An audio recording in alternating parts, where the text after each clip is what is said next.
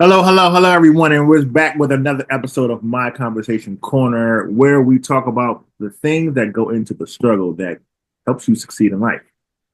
I'm going to have the conversations that get you to where you need to be able to succeed and do the things that you may have on your list of accomplishments. Today, I'm meeting with a friend who is in the hair business. She does, and I'm not. I don't. I'm never 100% sure what to call your profession these days because it's always changing and it's always offensive to say one thing versus another. But I'm meeting with my Right. friend Lolita. Well, I call her Lola, so we're gonna go with that. Hey, girl, how you doing? How you been? Hey, I'm good. How are you? Doing good, man. Just living life, taking care of things, and trying to grow. Ain't we all? So a lot of people like to be either called hairstylists, hairdressers. If we've been doing this for a while, we kind of go hairdressers. Now we have braiders and things of that nature, but hairstylist for me is fine. Okay. So hairstylist. For all hmm those who don't want to get in trouble for saying the wrong thing, hairstylist. All right. So like what interested you in this field and like what like kind of drew you there? Well, hairstyling, hairdressing is in my blood. My great grandmother was a stylist. My mother was a kitchen beautician. She didn't have her license, but like I grew up going with her to her friend's house. She's braiding hair. My job was to clean the hair up off the floor. Like Mhm. I was that kid. I don't know if because I know you're not from LA, but out here at McDonald's when I was little in the Happy Meals, you used to get these tiny little Barbies. Mhm. My Barbie had a high top fade Okay. because I gave her one. Like I tried to curl my hair when I was 3. Like I've just always been interested in hair. Right. Um, there's been times I'm playing with my Barbies and my mom bought me Vaseline for hair grease. I ran out, started using Vicks. Like I was that kid. High school, I'm the one doing everybody's hair. I've been doing hair my whole life. Right. Um, and I know it takes a lot to get to that level of wanting to be working with your homegirls, working with your friends, working with students, whoever you're working with to get into the business side of it. But like I know that the game is different and has shifted for you guys because even my aunt has changed her method of how she operated. What were the old norms when it comes to like that you know of when it comes to becoming a hairstylist? Well, the route to becoming a hairstylist is pretty much the same. You finish high school. Well, now you don't even have to finish high school, I found out. But you finish high school, you go to cosmetology school, you do the hours. Hours depend on what state you're in. So for California, when I was in school, we had to do 1,600 hours. Jesus. Now it's 1,000.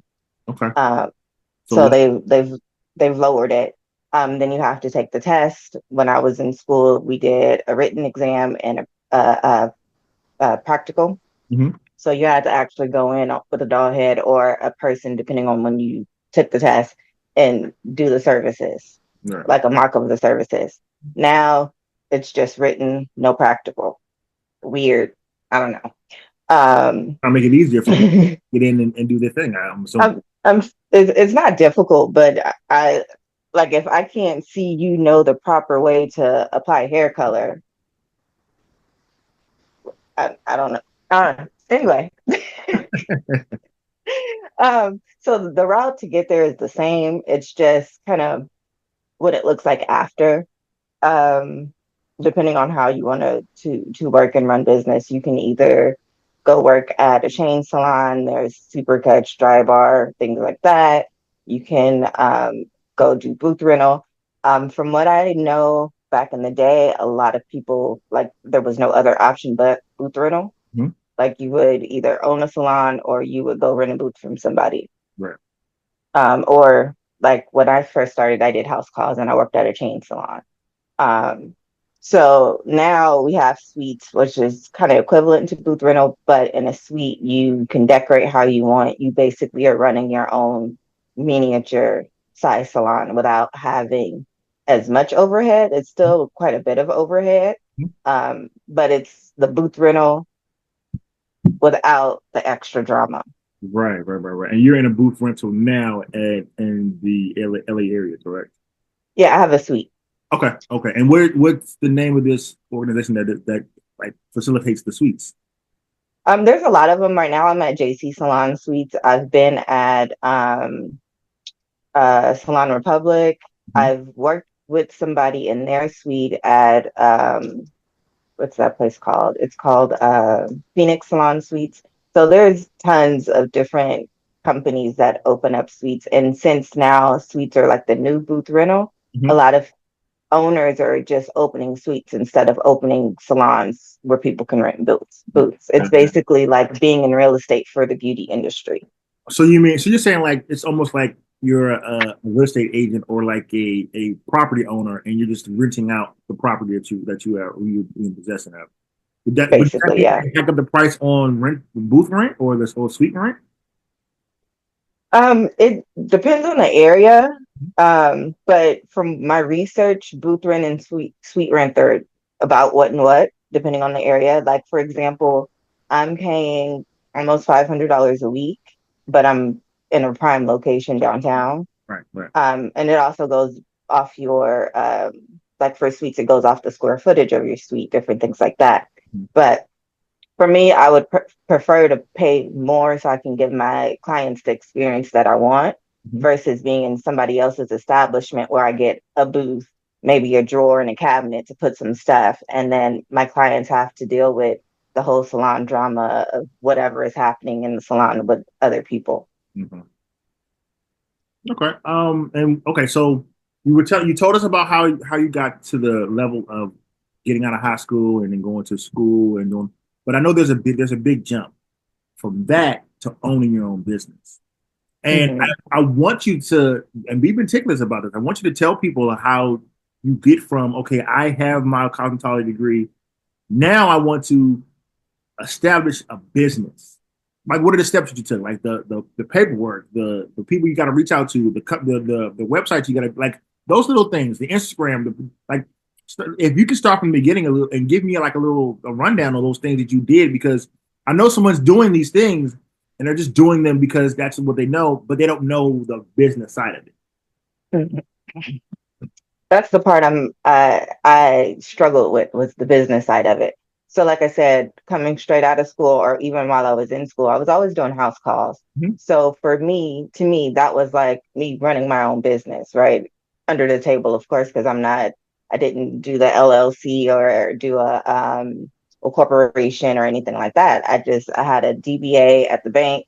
I had all my money going to a separate account, which is pretty standard, but I didn't set up with the IRS properly. So you do want to get an LLC or a corporation or do a S corp. You would want to talk to like an accountant to find out exactly which one you should be classified as. I had a client that was very familiar with setting up businesses and doing grants and things like that. So she kind of helped me set up my corporation. So I have a corporation, not an LLC, not an S corp. I have a corporation, Right. and then I set up my salon suite name as a doing business as under my corporation. So Right. it's kind of like an umbrella situation. Um, but like finding a CPA as a small business is a little difficult. That's something I'm still struggling with. I've been in business for 2 years. I've spent so much money on all these different companies trying to get somebody to help me with doing the taxes, doing the bookkeeping, and learning how to do it properly because I don't know how to do bookkeeping, Right. right? Um, so just really doing research and finding a good person that helps small businesses when you're first starting out is would be very beneficial. But you want to so make sure you have an accountant, a CPA, somebody who knows that side of it to help you if you're not good at it. Um, when you're looking for a space, you want to see it's basically like looking at a place to rent. You know, like if you were looking at a home, what are the amenities? What does my rent cover? Most of the suites, your stuff is all inclusive. But I've talked to some of my teachers, even from that I had when I went to school, work at a school that's local to where I live. And I went in just to kind of, look around and they were still there.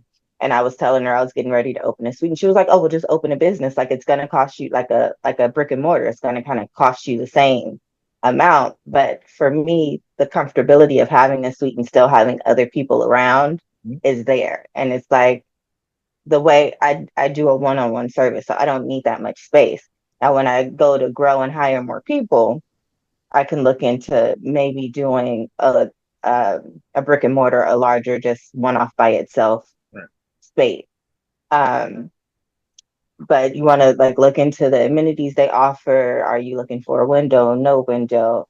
What kind of service you want to have? If you're going, like, it's possible to go straight from school straight into a suite. Like, you don't necessarily have to go and work at a chain salon or anything like that if you're confident in your skills and the services you want to offer, and you have the money to back yourself up.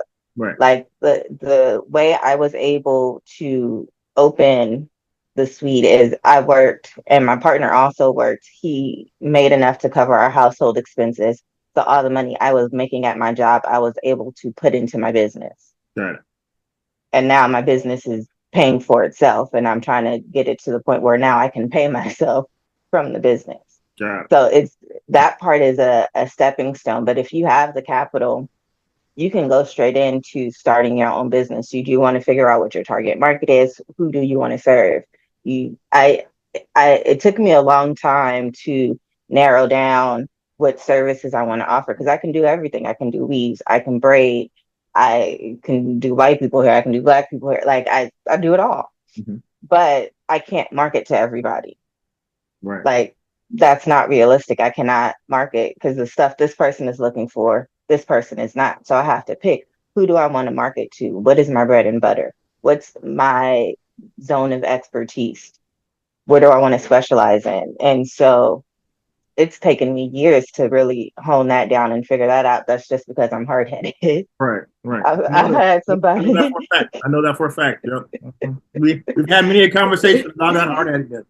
I'm hard at it. You know, it is what it is. I've had a mentor since I was 21 telling me, you need to hone it down. What do Mm-hmm. you want to do? And I just turned 35. So You're just not coming around to all the things that they uh, said you want. yeah, and I'm like, yeah, she was right. She was right. You know, it is what it is, but I'm here. And sometimes it takes a while. Sometimes you got to bump your head a couple of times to say, I can't Right. market to everybody.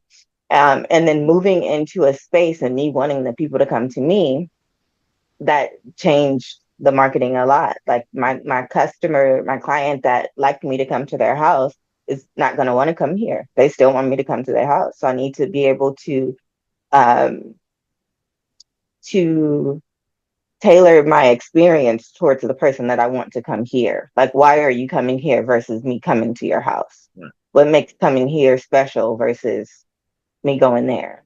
How can I up that experience? So that was my main goal with opening my space, is making it an experience. And I chose the market that I chose because as Black people, nobody taught us really how to care for our hair. Right. Even in school for Black hair, we're taught how to press it and how to chemically straighten it. Right. That's it. There's recently, I believe they're upping the curriculum to where they're talking about curly cuts and they're talking about wash and goes in these natural styles. But before, it's this how you press it, and this how you do a relaxer. Right. That's it. And so us at home, we weren't taught how to care for our hair. So my goal here is to teach people and help people along their hair journey to get their hair healthy, so we don't have to wear the weave, so we don't have to wear the braids, and we stop losing our edges. Right. Help people grow their edges back. We got dandruff, let's deal with the dandruff. Let's deal with these problems instead of just covering it up. Right. So that's like the market that I decided to kind of zone in on, because I've also worked at like natural hair salons, other natural hair salons, where the stylist is nice and clean this and clean that in the client's face, and then when she puts the client under the dryer, she goes outside and she's talking shit. Right. So it's like, that's big. That's a big thing. right, and it's like, it's the energy for me. I need a place for our people to be able to come where they don't get that. Yeah. Where you got a lot of hair, it's not like, oh my God, shit, she got so much hair. No, I have a lot of hair. So I love clients with a bunch of hair, because I know the struggle of going to somebody's salon and sitting in somebody's chair and they're like huffing and puffing while they combing through your hair because you got thick hair. It's not my fault. Right. I didn't ask for this. My mama did. How it come out of my head? Like, what do you want me to do? Right. And this is the job you chose. Yeah.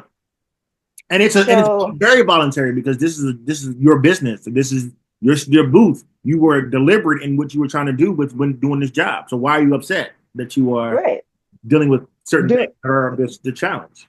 right. Or like what's happening currently in this industry is in most states you don't need a license to braid. Okay. So you have braiders who are just, I'm a braider. You got to come wash, dry, all this stuff because they don't have the license to do it. And the world doesn't know it's because they don't have the license to do it. They're just like, oh, well, this is what's required now. No, it's not required. You can go somewhere and get braids. You just have to go to a stylist that is licensed. Right.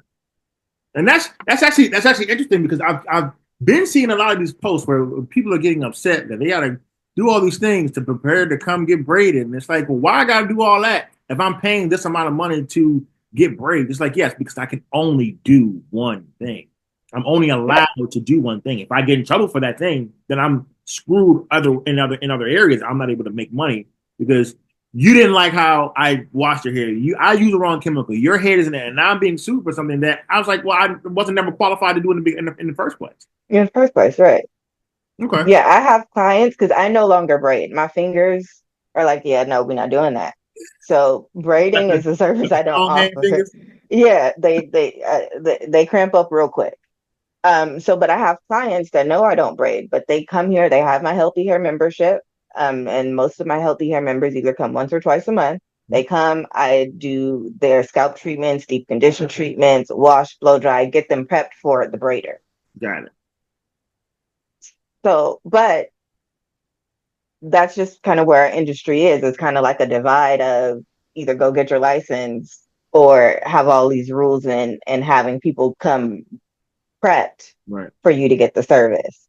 And I think that makes it a lot harder for us who have our license because you're charging all this money as a braider, don't have a license, and then somebody has to go somewhere else to get the service to prep them for it. And my services aren't cheap, but it's not cheap because I also don't use cheap products. Like I am trying to do better for us as a people and not use stuff filled with toxic chemicals. Like I've had so many clients in this past month, week alone that is either getting ready to go to surgery, have had fibroids or some type of cancer. And it's crazy. And it's from And the chemicals that they use in their hair. yeah, it's hard to narrow it down what it's Yeah. from because there's Yeah. not enough research done on it. Mhm. But we are using the same shit. I was watching a video last night on YouTube and she was talking about the percentage of toxins in braiding hair. And somebody did a report on the different toxins that they're finding in braiding hair and the percentages. And I was getting a little upset because like a lot of chemists, their whole thing is, oh, well, it's not that much. It's not that much of this, it's not that much of that. But when you take not that much over an extended period of time and over a number of products, that shit builds up and it becomes a lot. And then we have problems. Right.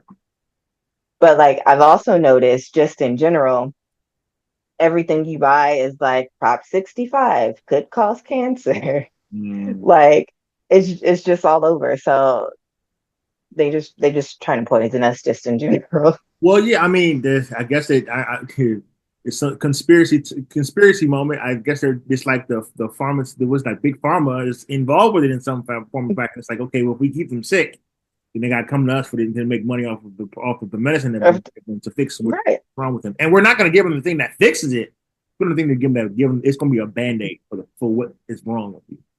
Right. Because like I had to have surgery um last September. And this is the other part of business that I didn't even think about of what happens if I can't go to work? What am I going to do if I have to take time off? I had to take 2 months off of business Mm. and there's nobody to fill in for me. Right. So I had to figure that out. But when I was getting my surgery, like prepping for the surgery, I'm asking the doctors, well, how can I prevent this for the future? And they're just like, oh, I don't know. Yeah, I've noticed, and I've Like, also noticed that doctors these days they're not preventative; they're always reactionary. And it's like yeah, it's not that it's just making that's making you money. That's not making me mm, better. it's not making me better at all. But yes. Um, oh, insurance is a must Okay, types for. of insurance. What do you mean by that? So if you're going to own a business, you need your business insurance. You want to make sure you have personal insurance, so like short-term disability, long-term disability. Like that's what I needed to figure out before getting the surgery was I need a disability insurance so Right. that I still have money coming in that I can supplement my rent with because it's just like having when you have a house, you have to pay rent regardless of if you go on vacation or not. So with your salon, you have to pay that rent regardless of if you're working or not. So having a short-term disability or a long-term disability policy in place if you get sick helps cover for your rent and whatever other expenses you have that you pay for out of the money you make at your salon. Right. So you need that. If you're going to have people working for you, that's a different type of insurance. Again, this is all stuff I'm still learning and trying to figure out as I go. Mhm. Because there's no like I haven't found the one place that lists all the shit I need. There's no one shop place for the blueprint for this, which is why No. I'm opening the door for you to like at least put a template of a baseline of a blueprint together so that people can like, okay, these are the things that I need. These are the things that like that come along with it. And also, which is leads into my next question. You've told us a lot, but what are and this is a two-parter. What are the your biggest struggles when it comes to your business, and what are the things that even with people telling you what to do, there's something that is happening that you won't know about until you run into it. And that, like, what is that struggle? So first, my biggest struggle I think was kind of trying to do everything by myself. Mm-hmm. Because as a business owner of this size, I'm doing all the stuff. I'm the CEO, I'm the CFO, I'm the talent, I'm the accountant, I'm the bookkeeper, I'm all of these things until I can find the proper person that's going to mesh with me well to take over that portion. Got it. So my biggest struggle has been trying to prioritize my time well enough to where I can do all the things and figure out what to focus on first, second, third, blah blah blah. Yeah. And I have found a training that helps with that a little bit. And this is going to be my second time going through the training because the first time I didn't do it properly. Mhm. It's Is called go ahead. well, no, I was going to ask what it was. It's called Thriving Stylist Driving or talent, Thriving. driving. And so there's this lady, her name is Britt Siva. She has been in the industry for years and she's kind of really good at the marketing aspect of it Mhm. and kind of helping set up this is how you need to, the things you need to do to kind of get your brand together, to set up your website. Cause like all of those are also things I know you mentioned before that I didn't get to, but she kind of has a blueprint of how to set up all of these things, how to set up your salon experience so that you can make the money that you want to make. Okay. And you not be a struggling stylist Right. or beauty professional. So kind of going through that, when I went through it the first time, I found it right before I went out of surgery. So my plan was, well, while I'm off for this 2 months, I'll go through this whole system and then boom, I'm back better than ever, blah, blah, blah. And so I kind of sped through the The the problem. modules and through the process and kind of like did what I could with the information that I had and kind of not skipped around, but like watched all the videos and was like, okay, I'll go back to that later. Right. So now I'm kind of going through each module uh, at a regular pace and actually filling out everything and kind of going through the whole method. Um, which part of it is having office hours. So right now, this is part of my office hours. So I set blocked out time in my schedule to where I have this is time for me to do whatever bookkeeping or office stuff, admin stuff that I need to do, Right. whether that be editing, for social media or whatever. The other big struggle I had was social media. I like to be on social media, like I like to scroll, but I don't like to post. Right. I half the time don't want to record. I don't want to edit. I don't want to do none of that. Right. Like I just want to do the hair. So kind of trying to figure out a system that makes the things that I don't want to do a little bit easier for me has been a process. I know in the beginning I had a big problem with how much how big the files were that I was recording, Yeah. or like my phone not having enough space, and then me having these long ass videos that needed to be edited, and it was a lot. And now I've kind of narrowed down a process where I'm not doing my long term form yet, but I have a process to at least edit stuff for social media. I Gotcha. haven't put it into place yet because it's social media, and I personally don't feel like I bring a lot of clients from social media. Even when I was posting consistently, most of my clients go to Google. So I've decided come from Google. I'm sorry. So I've decided to put most of my attention and my money into Google Right. because that's where people are finding. People are looking online for healthy hair and healthy locks and blah blah blah. Um, so Google has been my go-to, and it's helped my business a lot. Right. Um, so yeah, I think those would be like my top two struggles. And then also, as far as like I didn't know it was a struggle until it started, was the social media. Like Right. me trying to edit video, and it's like you can't upload it, and I'm sending you a message like, how do I resize this? Like what the fuck am I supposed to Right. do? And like, do And I a need a part of new and a part computer? of that, I found this website that actually helps me post to different places. So Instagram and TikTok and YouTube. It helps me plan out posts, and they go out automatically. Mm-hmm. So But see, I'll put you onto that when we get an opportunity. I have a couple of those, but a lot of people say like the algorithm doesn't like when you auto post, and so they want you to go and post it yourself. Like it's so much shit. I've paid so much money like trying to get help with my marketing. It was one course I paid $600 a month for like personal training, and all they did was tell me to post on social media. Yeah, that see, and that's And I'm like, this is not a lot of people helping. make money off of those programs, and they're telling you things that you could Google. Yeah. And I'm like, well, I know I should post on social media. I know I should post on social media often. Like, you're not helping me grow my business by necessarily posting on social media. There's a whole other framework. Like, people only look at social media for a certain level. I need to work on my retention funnel. Like, how am I retaining these clients once they come in? Mhm. How am I even getting them? Like, okay, yes, the social media is on one level, but like they're also going to look at my Google. They're looking for me on Yelp. They're looking at my website. If they go to my website, are they going to find what they need fast enough to then want to book with me? Like, social media is only a piece of the puzzle. And as not, they was missing the whole shit. Like, basically. Yeah, that's crazy. Yeah, so that's so and then the last thing was the underhand the underline the thing that you didn't know. That's one of the things you said already. The social media. Yeah, it was the social media. That one snuck up on me because like I back in like 2012, I had a YouTube channel. Like, I for the most part know how to edit, record, edit, and post a video. So I wasn't expecting to have all of these different problems with editing and posting videos for the salon social media page.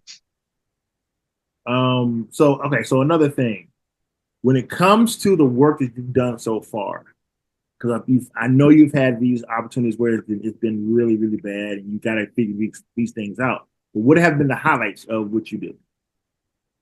Um, I want to say when clients come in, and because I require what I call a HACCP, a hair and scalp analysis or consultation for like your first visit. So we have to come down. I have an intake form, so they have to fill out this intake form, and they're telling me like their hair history, any scalp problems, any things like that. And I want to say when clients come in and they're like, "Thank you so much for caring." Like, I like the fact that you have that form, and we're having this whole discussion about my hair Right. and what my hair goals are, and you're not just trying to like do Make, my hair for this one time and make a quick buck. right. Like those moments I appreciate, because then I have, like, I had a consultation recently where me and this lady did not mesh. Like she had the nerve to in my face tell me my consultation was a ripoff. And she was like, well, I'm just saying it in general. And I'm like, you're not the client that's supposed to be here. What do you If mean? you're just Oh, the person like, for you. That's not. She's not the person for your business. yeah, she's not the person for my business. And I had to turn her away. And she was like, but my hair. If you feel like your money is not being well spent here, this is not the place for you. Right. Right. So having like those two opposites, I can genuinely say that I don't have any clients that I'm not happy to see on my books. Right. I've never had a client book and I'm like, ah, shit, so and so is coming in. Right. I don't have that. And that's a blessing. Like I have people that want to work with me and that I want to work with. So I want to say that is like the highlight of being able to work the way that I work, and work here, because I've also worked in places where um, they don't turn clients away. I've worked at one salon where the management always took client side. Like we had racist people coming in and talking mad shit, just being disrespectful, and they would not kick them out. They would not stop them from booking. Because of the name on the marquee is usually is why they do that.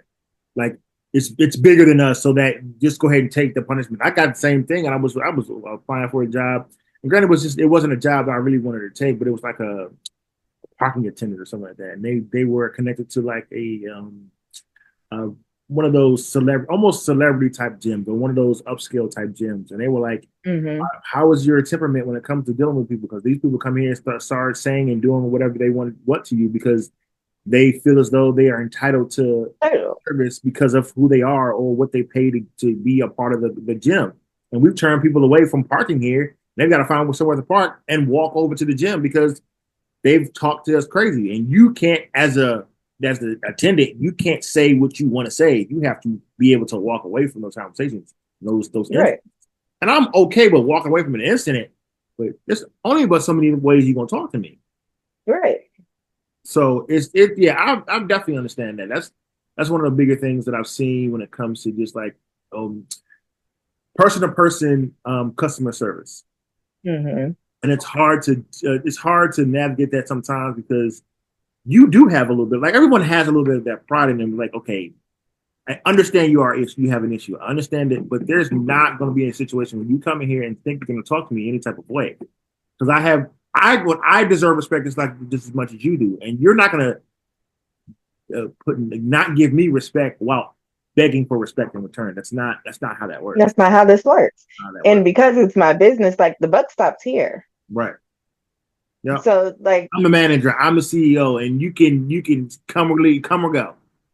you can come or go because there's so many people, and there's people actually looking for the service the way that I provide it. Mm-hmm.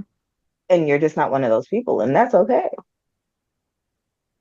So that's I feel like one of my favorite parts of running business the way that I run business, and being able to have my own space versus working for somebody else. Right.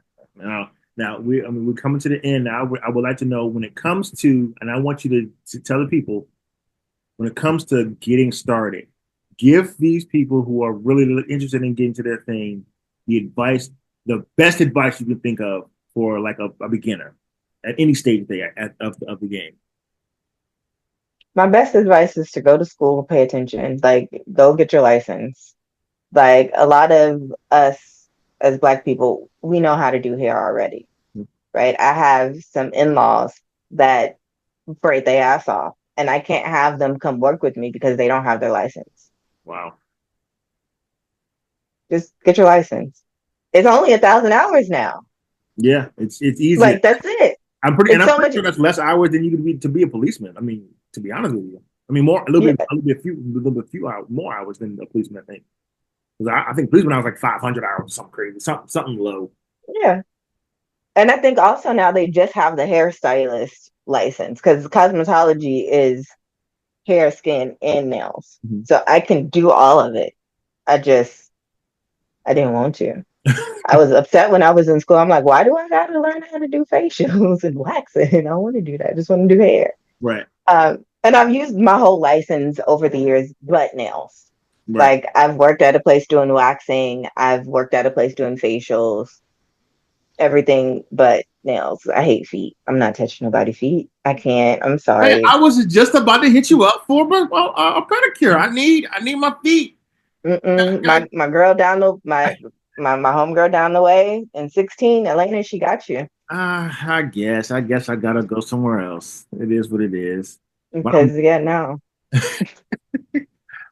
I'm glad we got to do this. I'm glad you got to tell your side of the story and what you used to do and how you got into it.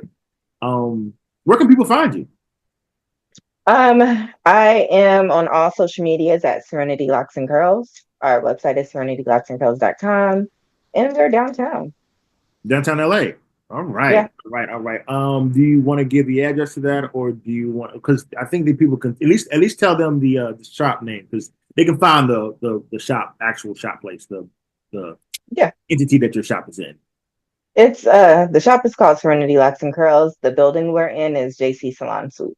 Jason Salon Suites. Okay, all right. Well, I mean, you'll have a social media to be right up under her, and we can go from there. I'm glad you came on. I'm glad we had an opportunity to talk.